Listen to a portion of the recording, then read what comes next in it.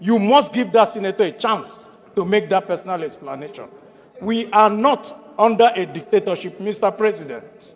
Hello, great people. Drama ensued on the floor of the Senate as the senators of Igbo extraction and that of the Yoruba extraction and some of the Hausa Fulani extraction were exchanging lyrical slaps and verbal punches. You may want to imagine that the Senate again, well, that's the reality of the Akpabio-led Senate. But the issue on the floor of the Senate now is not about sexual harassment. It is about the immortalization of Professor Humphrey Nwosu. Professor Nwosu was the one that superintended over the controversial June 12 election that Ibrahim Babangida, the former military head of state, annulled. And the senators from Southeast Extraction are seeking a motion to immortalize the late professor. But this met with stiff resistance from the Yoruba senators and some of the Hausa Fulani senators. In a moment, I'll leave you to watch the video of what transpired on the floor of the Senate. Then when we come back, we'll be dissecting. Is Professor Nwosu worthy of immortalization? What are the controversies surrounding his personality? What is his role in the June 12 election? And what is the conduct of the Southeast senators, the Yoruba senators, and of course the Akpabio-led Senate? And should Professor Nwosu be immortalized? We'll be dissecting all this and a whole lot more on this episode with your short blog, Dr. Omosholadeji. Let us go and watch the video of what transpired on the floor of the Senate. Then we'll come back for some great discussion. Let's watch it. The Senate shall, by resolution, regulate its procedure. So even if the Senate leader says that it doesn't follow, by the fact that a senator wants to make a personal explanation, you must give that senator a chance to make that personal explanation. We are not under a dictatorship, Mr. President. There's a process. If you have told us that you are going to bring the motion under 42, we will oblige you. Mr. President, I don't know what is controversial for immortalizing Humphrey Nwosu and Jim Kuta on the Agricultural Research Council of Nigeria Act Amendment Bill 2025, SB 756. Mr. President, you may wish to invite the Clerk of the Senate to read the short title of the bill. The Clerk of the Senate. Mr. President, very distinguished colleague, as a result of the action and inaction of Professor Humphrey Nwosu, I lost my immediate junior brother. He died right behind me for him refusing to do or carry out his duty as INEC chairman. Mr. President, many of my colleagues have stood up here and said he conducted the free and fairest election. There are three different meanings and three different interpretations that we should look at: conducting election, releasing results, and announcing results. Yes, he conducted the results, the election. Yes, School of Thought said he releases all the results. But you and I know releasing results is not the same thing as announcing results. He failed at the critical moment when he's supposed to salvage this democracy. Professor Humphrey Nwosu, with due respect to him, because it's now late, does not deserve to be immortalized as one of the very few Nigerians that have done the right thing. And I want to plead with my colleague. As I've said, I'm not speaking along the ethnicity line, along the party line, but I'm speaking as Nigeria, who witnessed the horrific moment. Thank you. Once again, refusal of Professor Humphrey Nwosu to carry out his assignment at the most critical hour. Thank you, Mr. President. Now let's go to prayers. Those in favor that this motion should go through, please say aye. Those against, say nay. The nays have it. There you have it. You just watched the video of what transpired on the floor of the Senate and the position of the Igbo senators. Now, before I go into Professor Nwosu and the June 12 issue, let me first of all stay on the leadership of the Senate. And the Akpabio-led Senate seems to be too controversial in the sense that any little thing, it tends to bring crisis, argument, and all that. The Southeast senators want to move a motion. shouldn't they be allowed to move the motion? And when they move the motion, if you are against it, why can't there be electronic voting?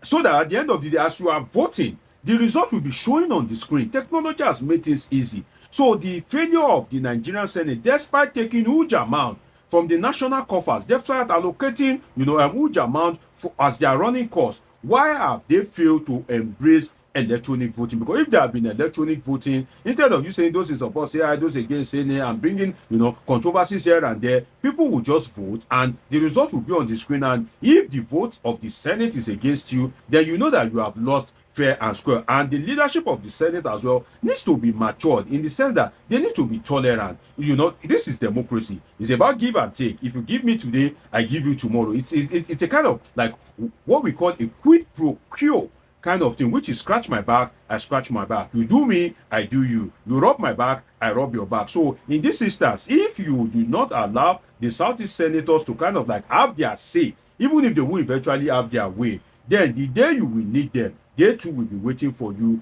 at the corner. Now let us go to the issues surrounding the June 12th. Well, I see no reason why the Yoruba senators should be fighting the Igbo senators, or why they should be arguing with them or trying to stop them from moving the motion, because immortalizing late Professor Nwosu, it won't bring Abiola back to life. It won't change anything. Abiola is dead. Humphrey Nwosu is dead. IBB has owned up that Abiola won the election. And where it is a bit, dicey, where it is a bit painful, is that both the Igbos and Yorubas that are arguing, they are major victims of the June 12 election. They are major victims of Nigeria, in the sense that the Igbo people suffered immensely during the Biafra civil war that was led by a northernized, if I can use that word, government. Yakubu Gowon is from the north. The Yoruba people suffered in terms of the June 12 that they were denied their right before they were compensated with the Obasanjo presidency. So on this issue,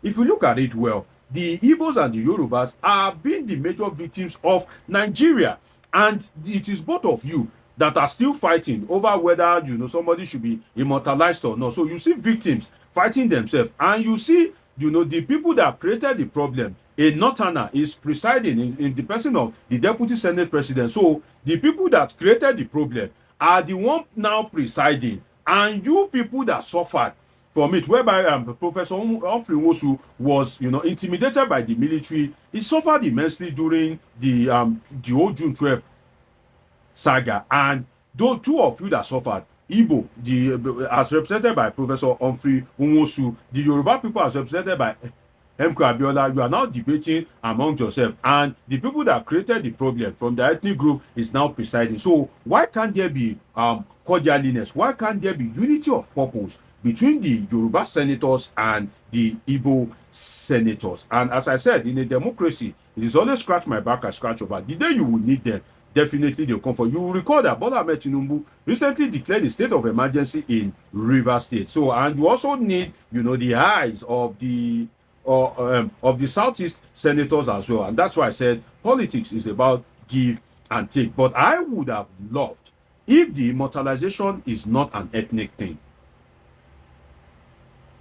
I would have loved it that the debate, the quest to immortalize Professor Humphrey Nwosu, if it wasn't an ethnic thing, I would have loved it. But a situation whereby it is only Igbo senators that are pushing, I would have loved if it has this national coloration. Some Igbo senators are pushing, some Yoruba senators are pushing, even some Hausa Fulani senators are pushing. It would have given it more credibility other than the kind of like ethnic coloration that it has. Then some people are saying that should Professor Nwosu be immortalized, that he truncated democracy, that he didn't announce the result of the election. But my question to you is, can we blame Nwosu for not declaring the winner under military threat, under military coercion? Can we blame Professor Humphrey Nwosu in the true sense of it? Because it was a military regime. The Babangida regime at that time was very desperate to make sure that MK Abiola did not emerge as president. So under such military threat,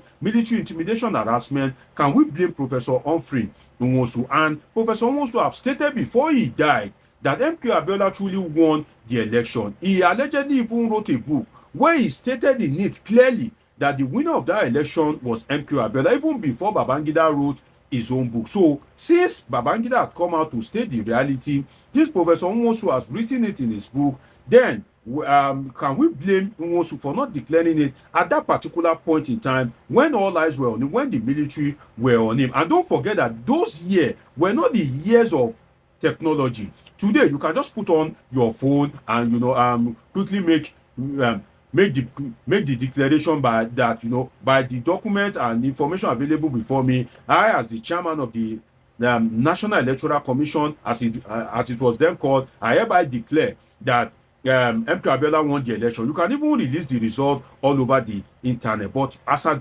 1993, can that happen? There was no phone, in Nigeria at that time. Phone wasn't for the masses at that time. Technology isn't as it is today. So can we blame Professor Nwosu? Does he have the resources? Does he have the capacity? Does he have what it takes to have released the result at that point in time? We need to consider that when we are taking a position on this issue. But are there no details in Aso Rock? Why should it be a subject of controversy? Does Aso Rock not have a database? Instead of the senators to be debating, there should be a database of what happened each day, the steps, the phone calls, if any, that were made, just as the US usually do. Recently, President Donald Trump was on a phone call with the president of Russia, Vladimir Putin. If you call on the US government in the next 100 years, the transcript of that phone call, the recording of that phone call is in the US database. Does Nigeria not have such a thing?